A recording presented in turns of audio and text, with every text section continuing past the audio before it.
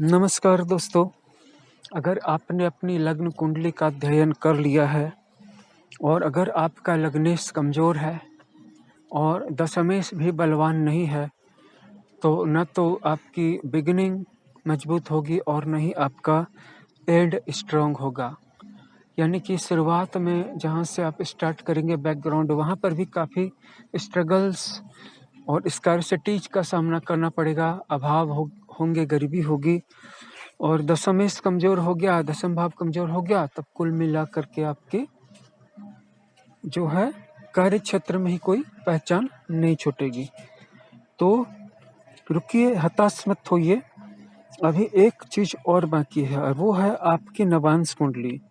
अगर नवांश कुंडली में आपका लग्न बलवान है और दशमेश भी बलवान है, तो ये आपकी कुंडली को अंदर से बहुत मजबूत बना देते हैं। लेकिन फर्क बस इतना आता है कि फालतू समय में इसका डंका नहीं पिटेगा। इसका पता आपको तभी चलेगा जबकि आप अपने फील्ड का काम करने जाओगे।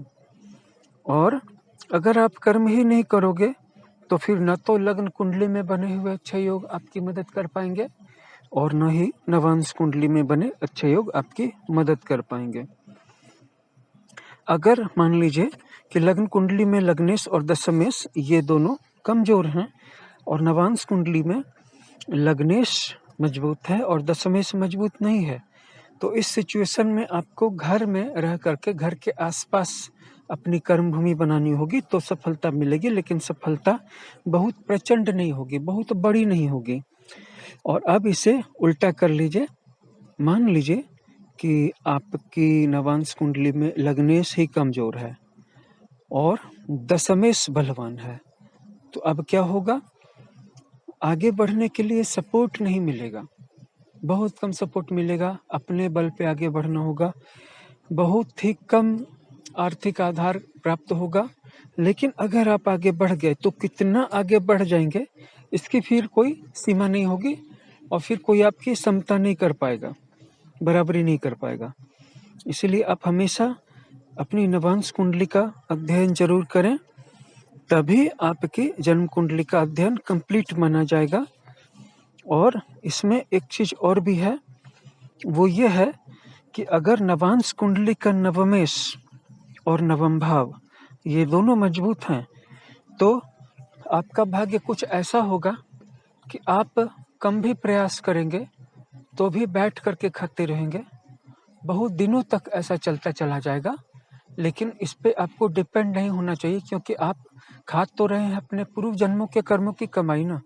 तो इस जन्म में अगर कर्म नहीं करेंगे तो इस जन्म में भी कभी न कभी रिक्तता का अनुभव होगा, जीरो बैलेंस का, और अगले जन्म में तो हो ही जाएगा।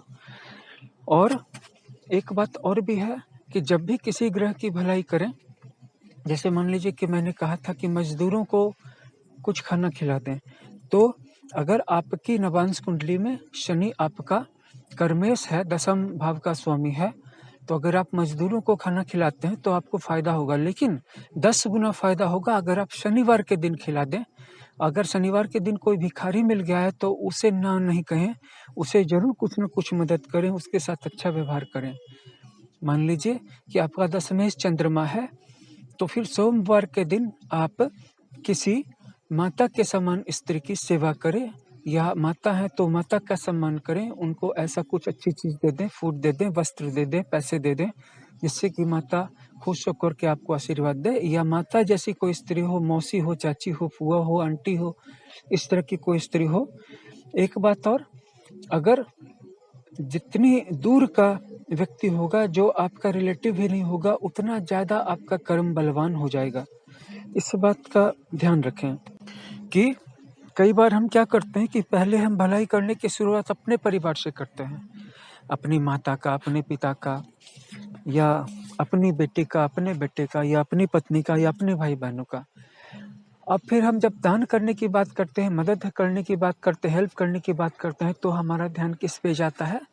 हमारा ध्यान चला जाता है अपने रिलेटिव्स पर, जैसे चचेरे, मौसेरे, ममेरे, फुफेरे। तो किसी ऐसे व्यक्ति की भलाई करें जिससे आपको वापस भलाई लौट के आने की कोई उम्मीद भी नहीं है, और जो आपका दूर का भी रिलेटिव नहीं है, और इसे उस दिन करें, जैसे शनि है आपका कर्मेश तो शनिवार के दिन कर दें, चंद्रमा है आपका कर्मेश तो सोमवार के दिन कर दें। और इस बात का ध्यान रखें कि हर ग्रह का एक दिन होता है, और अगर आप कर्मेश से संबंधित ग्रह का दान करेंगे तो आपका कर्मेश मजबूत हो जाएगा, आपका काम धंधा चल निकलेगा। मैं बार बार इस पॉइंट पे आपका ध्यान खींच रहा हूँ कि आपका कर्म चल निकलेगा, काम धंधा चल निकलेगा, व्यापार है, नौकरी है, आप जो भी करना चाहते हैं उसी क्षेत्र में आपको कहीं से भी इनकम बढ़ जाएगा, इनकम के सोर्स खुल जाएंगे, नई नौकरी लग जाएगी, या जो नौकरी कर रहे हैं उसमें अच्छा समय आ जाएगा, पदोन्नति हो जाएगी, सैलरी इंक्रीज हो जाएगी, या अगर व्यापार कर रहे हैं तो व्यापार बढ़ जाएगा, एक व्यापार कर रहे हैं तो उसके इनकम बढ़ जाएगी, और इसी तरह से वाइस एंड वर्षा। आप खुद सोच लें, खुद समझ लें। बस इतना ध्यान रखें कि लग्न कुंडली का विश्लेषण करने मात्र पर स्टॉप न कर दें, नवांश कुंडली का भी अध्ययन करें। वीडियो वॉच करने के लिए धन्यवाद।